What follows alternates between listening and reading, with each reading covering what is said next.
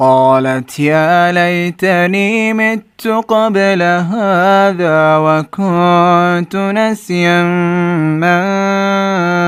منسيا. فناداها من تحتها ألا تحزني